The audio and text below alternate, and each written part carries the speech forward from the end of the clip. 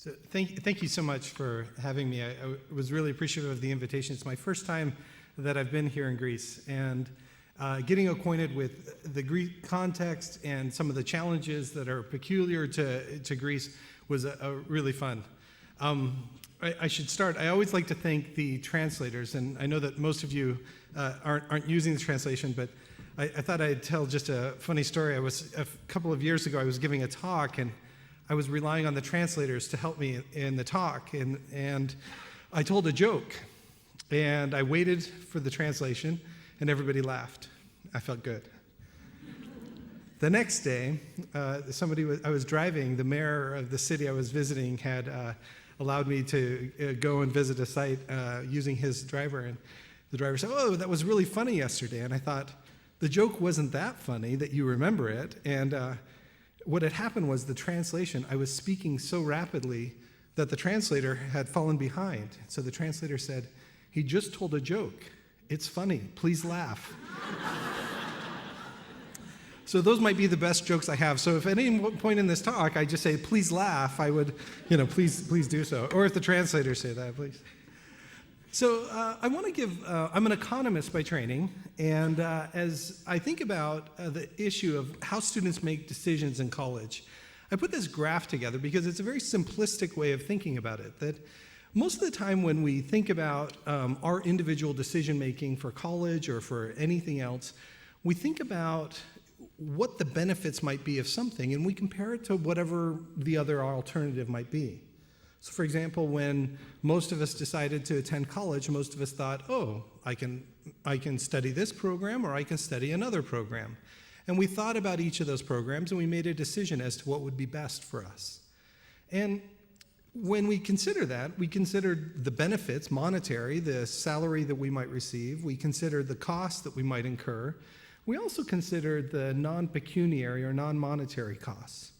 We thought about how hard the program would be. We thought about the kinds of friends that we would make, the kind of professional situations that we would have from the job that we had. And at the end of the day, we chose the thing that seemed to have the most value for us, or at least we were guessing at the time which one would have the most value for us. Now, that's the very simplistic way to think about it, but as you start to go through decision by decision by decision that students make, that framework kind of helps us think about what are some of the barriers. Why do they sometimes make decisions that we don't think are necessarily optimal, or perhaps that we might not have made? So I put up a list up here of different decisions that students make. They choose whether to go to college. They choose which program to study. Once they're in college, they have to make a decision whether to keep on going to college year to year to year, whether to start a different program if they are not having a good time in their existing program. They have to make a decision when they graduate. I mean, one of my understandings in the Greek context is that many students become eternal students, that they enter college and they want to stay there. A few years ago, I was in Italy. I was teaching in Italy, and in Italy, they call the universities parking lots, where students seem to like to stay for a long time. They also have to decide how they want to succeed in a course. Do they want to get the highest notes possible? And eventually, they have to make decisions about whether to go on for advanced training. And in each of those cases, we think that they think about the benefits and the costs. Okay, I've done 1 year of college. Is it worthwhile to do another year? And oftentimes, as students think about it, they think about those monetary costs, but there's a few other things that are kind of hidden here.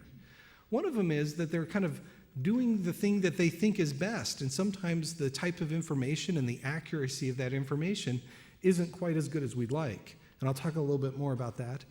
And then they also have to do that in the particular environment they're in. The policies, both at the government level, but also at the institutional level, make a difference. And again, those last 2 points are going to be points that I'm going to spend some time on. Now, before I start, I want to kind of make one important note. I'm going to try to talk a little bit about solutions which I think are going to be at the margin. And what I mean by at the margin, it's thinking about there's a few percentage points worth of students that if we can help them get the right information or help them think about the cost benefit in a slightly different way, we might be able to improve their choices. But I want to make the point that as the recovery continues and as the value of a college degree continues to rise, or if we can make that college degree even more valuable than it currently is, that's going to be the number one thing. As you think about the real draw of a college education for many students, not only is there some social status to it and there's some nice benefits, but that paycheck is a big deal. And if at the end of the day we can't get that paycheck to them, then that's going to be our thing that moves the highest number of students. Now, in terms of costs, I want to try to get you to think not just about basic costs. For example, in Greece, tuition is really irrelevant, but other types of costs that students incur.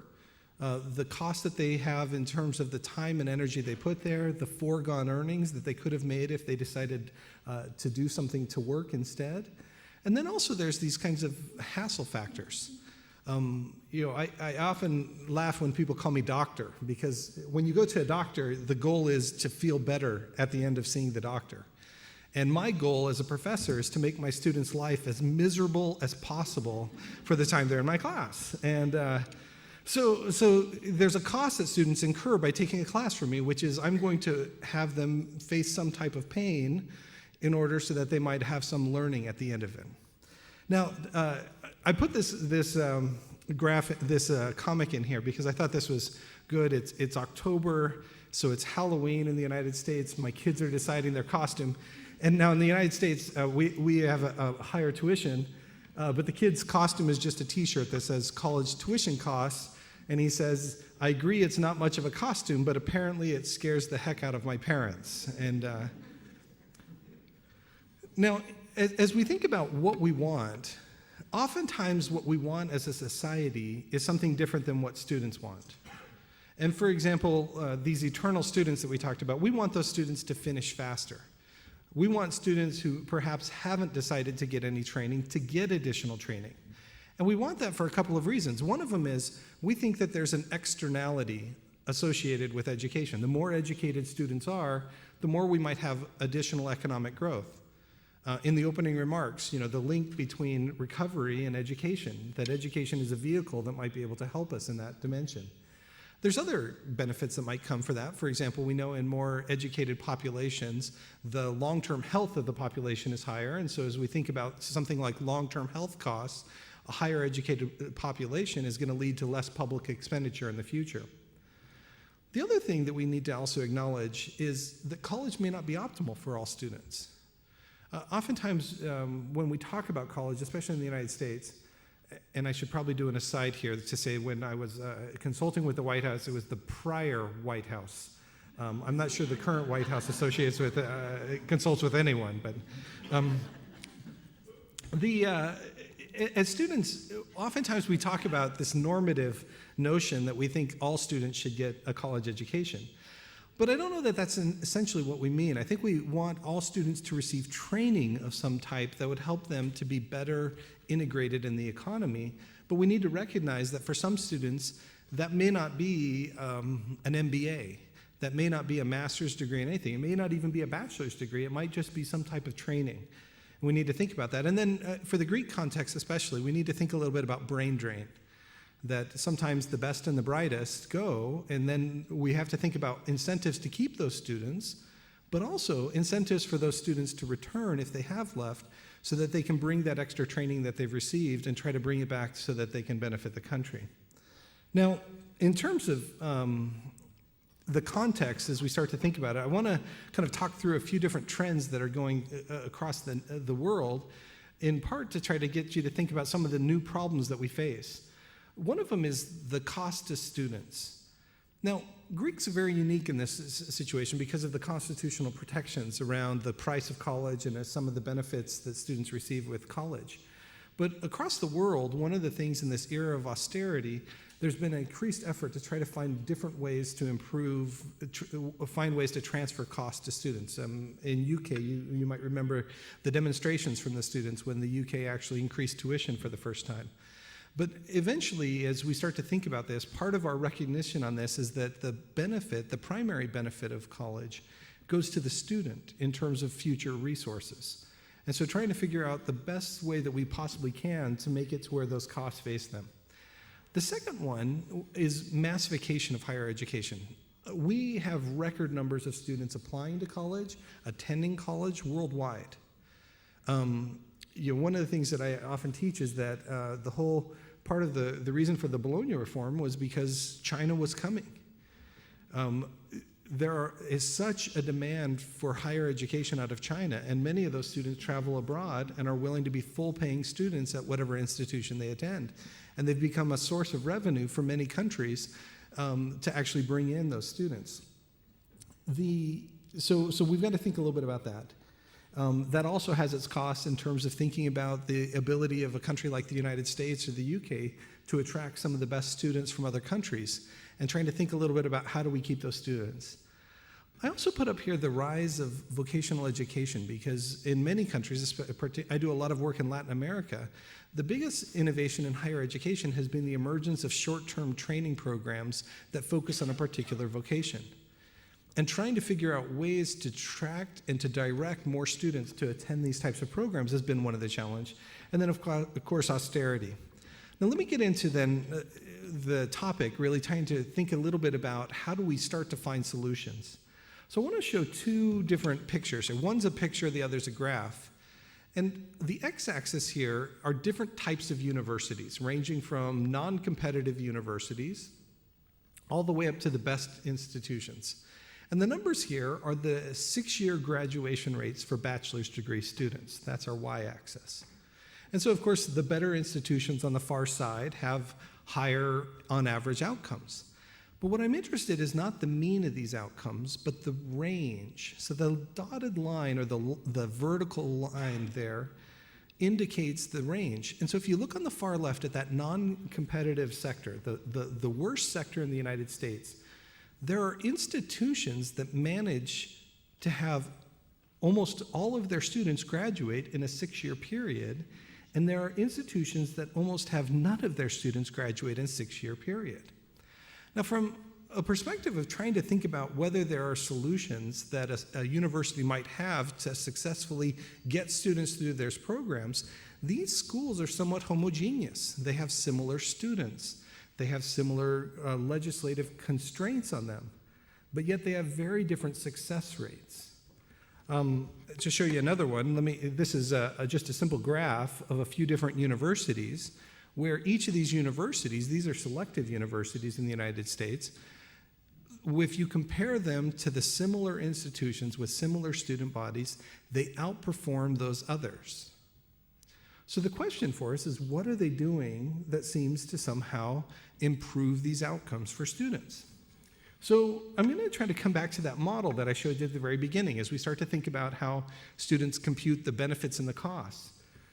One of the things that we think is that students' perceptions matter. Their perceptions of what their opportunities are afterwards, their perceptions of which classes to take, which classes would benefit them most.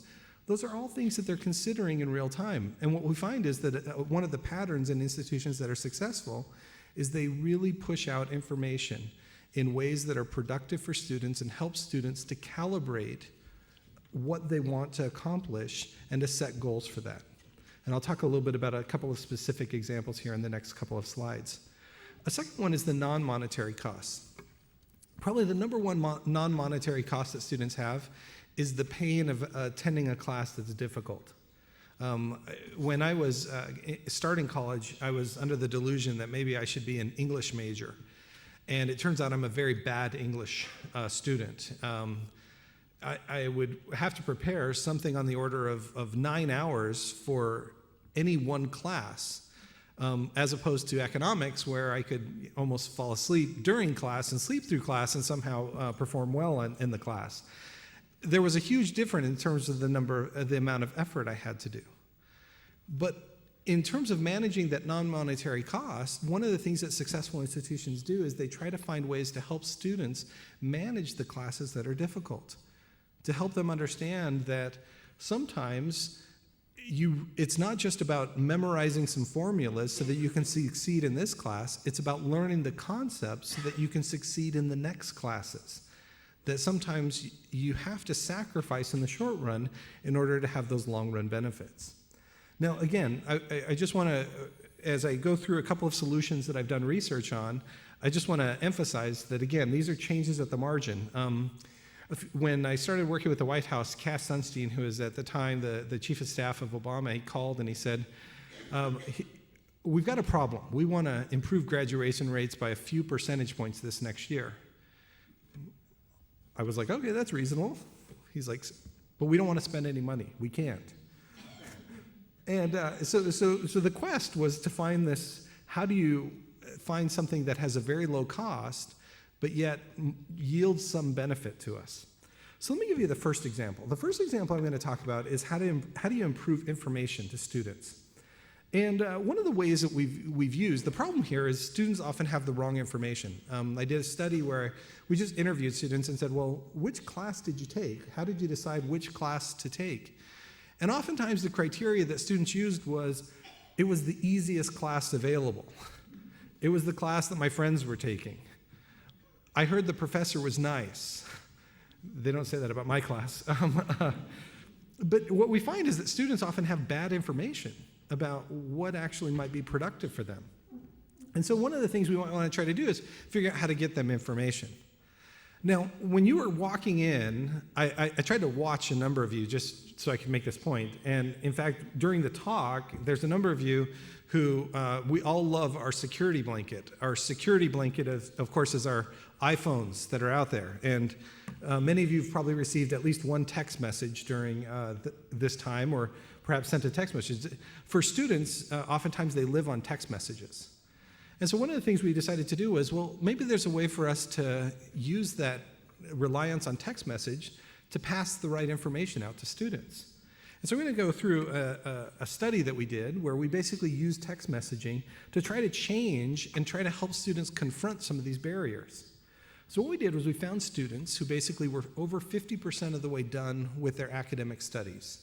So these were students who were close to graduation, but when we looked at how they performed, these students looked like they still might fail somehow. They might wind up being eternal students, or they were at risk for not graduating.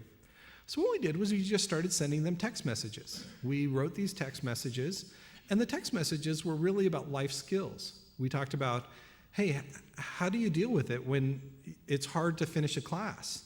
How do you plan your study habits so that you can succeed in the class? Everybody loves to procrastinate. How do you deal with procrastination? We tried to help them understand that this mindset that's often necessary to learn, this belief that an individual student can learn and grow and benefit from things. We tried to help them set goals, and we tried to help them understand different pathways, different courses that they could take to be successful. And what we did in these text messages is they were interactive. Students we'd say, hey, on a scale of 1 to 5, how hard is the class you're taking right now? And students might say 1, it was very easy, or they'd say 5, it was very hard. And then what we did was we just set up a simple robot. Depending on their answer, we would send them different solutions. Oh, this is a hard class. You know, a good strategy to deal with a hard class is to talk to the professor. Sometimes your institution might have a special service that you might be able to utilize to help you with it. And what was interesting was we monitored these students as to whether or not they went in and used the resources, the extra resources that these campuses had. And lo and behold, the students who received these text messages were much more likely to have gone in and actually utilized these resources. And in the students who were in the worst possible shape, we increased the likelihood that they completed a degree within a year by about 6 percentage points. Now, the base of this group was actually quite low, so 6 percentage points represented about a 40% increase in degree completion over that next year. All we did was send up a bunch of text messages. We worked out with the telecom company that the text messages would be the lowest possible cost. We set it up to where those text messages went out without the institution didn't have to have somebody necessarily monitoring, and the robot did most of the responses. So the cost to the institution was minimal, but the benefit was substantial. To show you a different project that I worked on was a project on what we call coaching. And by coaching here, we think about a coach in sports, and the idea that this company that we worked with had was, well, maybe we can have a coach for students in college. And the coach would call the students and actually talk to the students about their schedules. And they targeted the students who looked like they were in the highest risk category to not complete college in a timely fashion. The big difference is oftentimes, especially males do not like to ask for help. Anybody who has driven with a male who is lost knows that males do not like to ask help for directions or anything else. And it turns out that college students are no different. Male college students especially, they do not like to ask their professors for help. What was great was these coaches called them on the phone. I call them active coaches here because rather than wait for the student to call, the coach actually called them and said, hey, you've got a test this next week. How are you preparing for this test? I remember sitting on this one call, and this guy, the coach called him, and it was very clear he just wanted to hang up on him. Oh, I'm really busy right now. Well, the coach somehow convinced him. He said, well, why are you taking this course? And he said, well, if I take this course, I think I can get this job, and this job pays about 30% more than I currently make. He's like, okay, well, that's what we're talking about right now. We're having a conversation about how to make you more money. And suddenly this guy was all ears. He wanted to hear what he had to say. And so they had this long conversation. It wound up being an hour-long conversation. And by the end of this conversation, this student had decided that every Thursday he would go to the library because he couldn't study at home. He was going to outline chapters because he learned more if he actually had to rewrite the ideas from the text. And he was going to have another follow-up call with this coach to show that he had actually followed through on his plan. Well, while the student received coaching, this is the difference. So the coach students here are in the blue, and you can see that this is retention after 12 months, or 6 months and 12 months. And you can see that in every case, the coaching student had better outcomes than similar students who had not been coached. But then the coaching ended. And this is what it looks like the year after it ended. After that 1 year of coaching, you actually saw that the difference between the coach students and the uncoached students continued to grow. The coach students had these life skills that now many of them were able to study and manage the academic difficulties that they have. Just to give you some other examples of some different places where this is relevant, one of the programs I'm running is a texting program where we text parents to help them understand some of the options that their children have for college, trying to help them find the right college for their student that might push them and give them options. There's a number of different programs out there that focus on financial aid. There's a number of companies. One company that I really like is called Persistence Plus. This company actually specializes in designing text messages with universities so that it's at minimal cost to the institution. One of the programs I'm working on right now is in Colombia, the country. One of the problems that they have is everyone wants to go to National University, the largest university and probably the best university in Colombia. And the problem is there's limited space. And a lot of students who would succeed if they actually went to one of the sub-baccalaureate programs, they don't know about those programs, and so they don't actually go to those programs. And in each of these cases, if you think about why these programs are working, they're giving information to students and helping them have better information for making those cost-benefit decisions, and they're giving them access to resources that previously the student either didn't know about, weren't using, or that the university had, but they didn't know how to make it so that it was tangible to the students so that the students would chase those. Okay, I'm almost out of time here, so let me run through my second example really fast. The other place where technology is happening right now is a change towards online schooling. And I don't mean like the big, large MOOC classes that have 70,000 students attending. I mean just simple classes. And one of my students put this together when trying to talk about online schooling. He said, this is how we used to make cars. And so you can see the assembly line here. And this is how we make cars today. Well, this is what a classroom looked like at the end of the 19th century. Now, you have to look quickly here because don't have a lot of time, but I love the women's hats here. They're really good. This is what a classroom looks like today, except for the fact that most students actually would have an iPhone in front of them and be texting in the middle of class. But if you look at our model of schooling at the turn of the century to our model today, we haven't really changed much. And one of the things that is out there that people are exploring is we're really kind of at the beginning of a transition for many courses to move online. And that shift to online schooling has dramatic impacts on the overall cost to education that we have. And as we think about if we can save money somehow by offering an online course, it might actually free up additional money so that we can invest in some of the types of student services that might help students succeed in other places. Right now, the jury is still out. We have one study, a really nice study that comes out of New York that shows for statistics courses, students who take online often have similar outcomes to those who take in person. One of the studies I was involved in looked at for-profit colleges, and there we actually found that there was slightly lower quality of the online programs. But the question is, if we could save a tremendous amount in education and free up funds for other types of programs, would we be willing to accept a small reduction in quality if it actually reduced our cost dramatically? And so this is one of the places where I think is worth considering. Okay, and then my last real substantive slide before we have a little bit of Q&A is behavioral solutions. And this is really kind of, in some ways, trying to sum up a lot of what I try to do in my research. Many of you had probably heard of Dick Thaler, who won the Nobel Prize in Economics this year. And Dick Thaler is famous for behavioral solutions. He often asks the question, what is our default?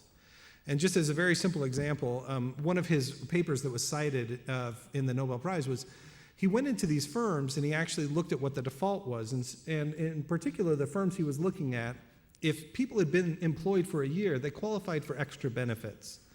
But what we found was that most people didn't go in and fill out the paperwork for those extra benefits. The default was they had to come back in. So what he did was he went into these firms and he changed it. He said, let's actually have you at the point of being hired, fill out those forms, and then after a year you can decide to not file the forms if you want to, but otherwise they'll be filed. Well, what happened was suddenly everybody was getting the forms because the default was that you received the benefit unless you opted out. And one of the questions that he asked for education is, what are our defaults? You know, in the Greek context, our default is that we offer students, essentially they come in and we offer them free tuition until they finish the program. And now granted, there's some things that we need that legislatively protect students in that format, but we need to think about where the defaults are as a society and whether there are ways to change those defaults to actually provide greater incentives for students to succeed. Some other work that I've done focuses on complexity, that oftentimes when students are faced with complex tasks, they don't know how to accomplish those tasks. So rather than try the task, they just procrastinate until the task is no longer relevant. So one of the things we did was we just set up simple solutions where we could simplify the process, and if we simplified the process, lo and behold, students would try these complex tasks. Another example of some of the work that's in behavioral is oftentimes just the way we communicate with students can influence the way that they do things. For example, instead of just telling students, oh, you should try to graduate, one of the things that other programs have tried to do is try to frame it in terms of you realize that you give up X amount of dollars or X amount of euros if you don't graduate this year, because that's how much you could have earned if you got a job this year. And trying to help them understand that it's a loss for them if they actually make the decision that we think is suboptimal, oftentimes changes the way people behave. And then the final thing here is that many students just have this extreme impatience. Most of us are biased in terms of we want things today. If I offered you money today or the same amount in the future, you'd want it today. One of the things that many institutions recognizing that, they've offered these small completion grants. The students get an extra little bit of amount of money if they graduate in a timely fashion. Oftentimes these grants, they find ways to fund these either privately or they find the ways to actually use their finances such that it frees up just a little bit of money. It's amazing what students will do for a couple $100, but from a society's perspective, it saves us a tremendous amount by opening up an extra seat. So this is my last slide, just kind of a summary of some of the things. The number one thing that we have to have is if there's not robust opportunities for students, it's going to be difficult for them to make the types of decisions we think as a society they should make. Institutions, though, can make a difference in trying to help students calibrate those costs and make better decisions. And one of the particular ways in which we've been able to do this is using kind of new technologies to get information out to students and to facilitate things. And then behavioral solutions, there's a real window to try to use some of those. And again, at the margin, they might help us with a few percentage points here and there. They're not going to be the panacea for everything, but they certainly should help us in terms of doing better. So with that, I thank you for your time, and I look forward to your questions.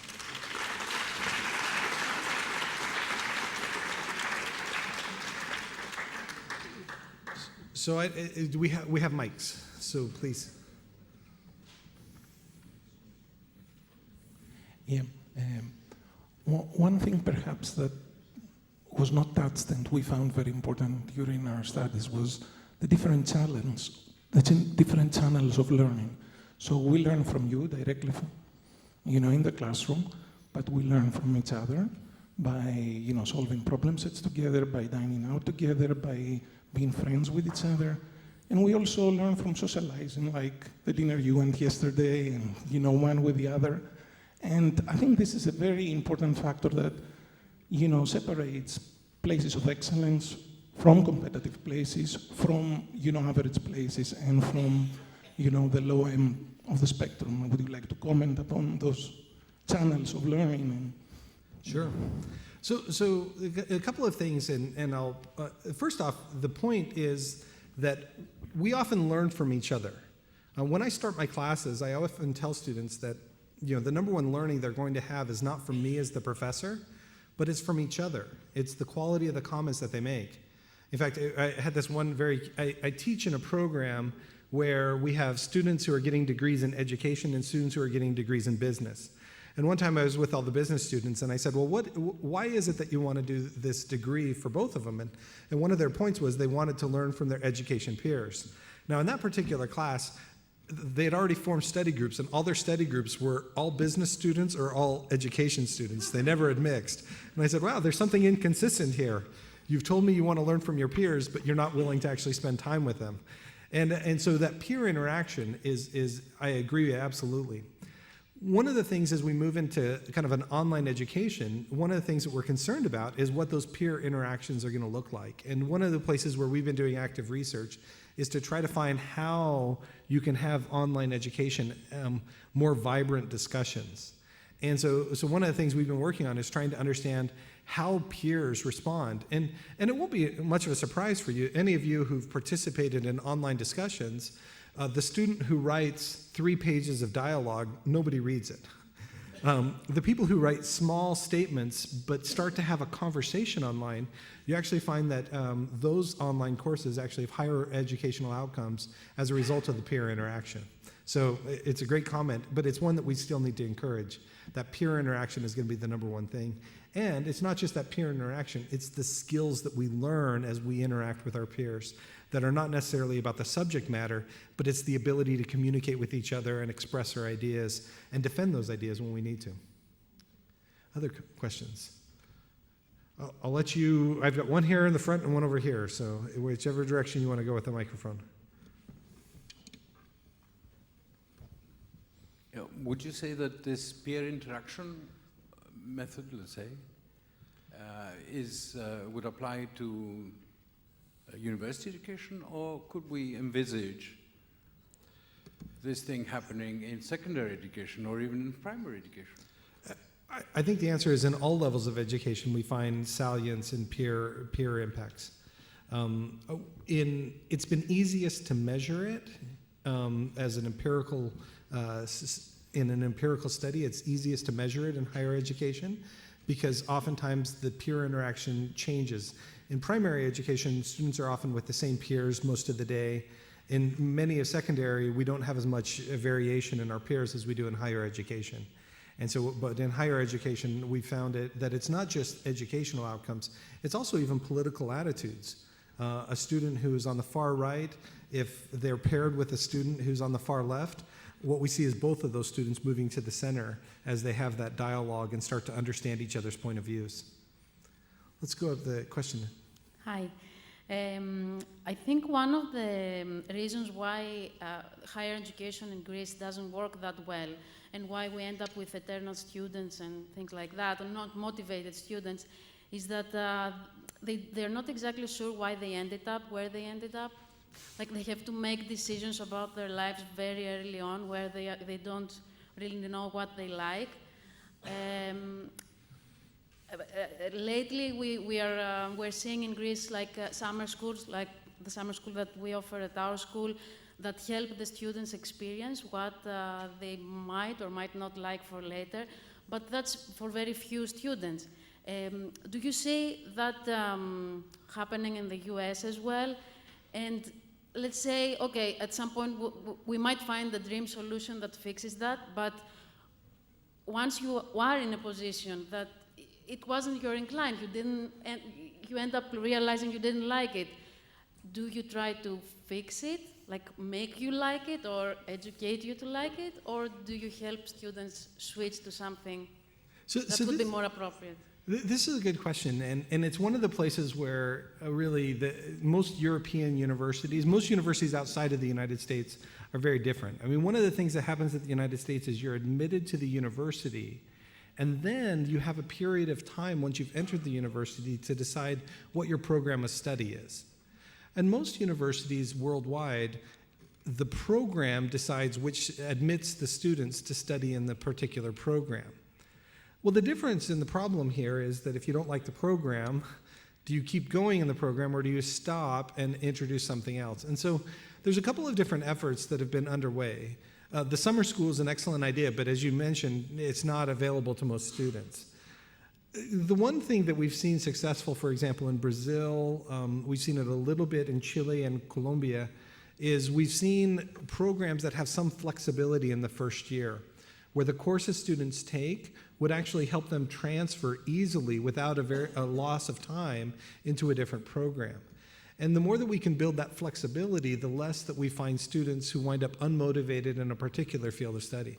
As I mentioned, I wanted to be this English major, and I'm so glad I had this period of time that I could learn that I was a very bad English student and that I was actually very good at economics. If I had entered the program and had to drop out and reapply, it would have been very difficult for me. And so I think that, trying to understand programs and their flexibility, and then trying to think within a university how we can get the specific colleges to work with each other to have more flexibility. But it's hard. It's a systems solution that we have to do. And unfortunately, one of the things we find is that the initial decisions, oftentimes there is a certain element that we need to experience it so that we can learn more about it. But we also, when we start to probe students about why they chose that program of study, we find that oftentimes they have no idea why they chose it. I used to get my car repaired at a specific store, and they had a driver who would drive me to Stanford, and then he'd pick me up after work and drive me back to the shops to pick up my car.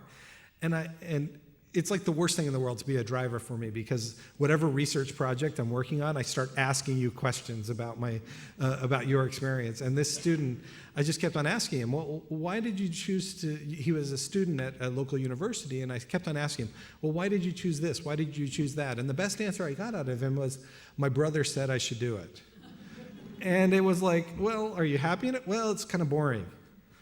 Well, why did your brother decide on it? Well, his friend told him to do it. And it was like, when you started to realize they really had no real reason. And one of the things we did in a study, we just showed students what the average earnings were in different careers.